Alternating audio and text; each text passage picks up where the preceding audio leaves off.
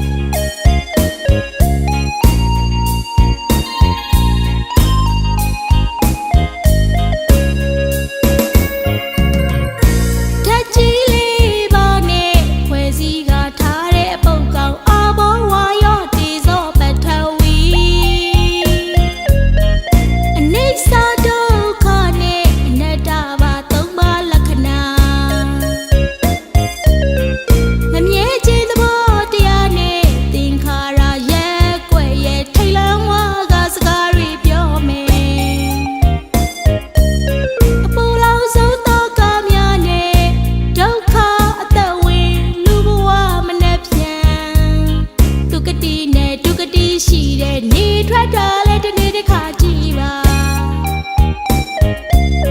သိမ်းကြော်ရဲ့ရေမွေးဖြန်းပြီးအပုတ်ကောင်ကိုဘလို့ပဲရုပ်ဆောင်ဖြန်းအောင်ခဏတော့အကုန်လုံးမွေးပါတယ်လာနေပြီးရသူကြီး၃ယောက်သူ့နာမည်မှတ်ထားကြပါအိုချင်းနာချင်းသေချင်းတွေပါပဲ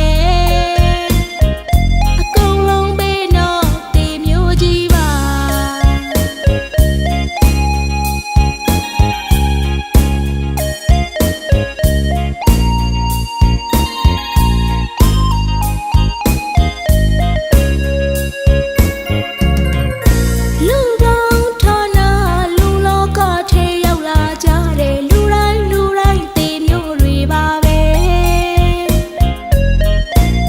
ရှားမှုတွေနဲ့အတူရုန်းကန်ခြင်းရင်မပိုက်က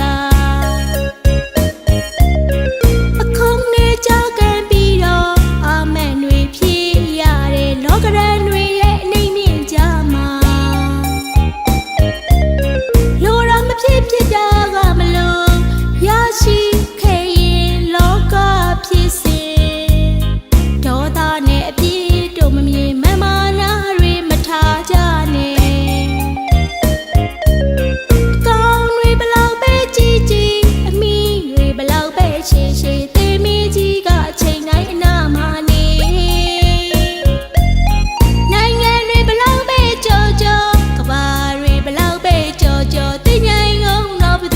ကြော်နိုင်မှု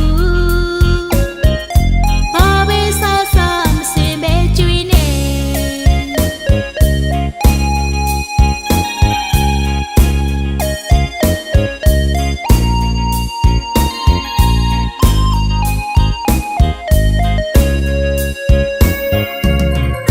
ထက်ကြီးလေးပါနဲ့ဖွဲ့စည်းကထားတဲ့အပုတ်ကောင်အဘောဝါရောတေစောပတ်ထဝီ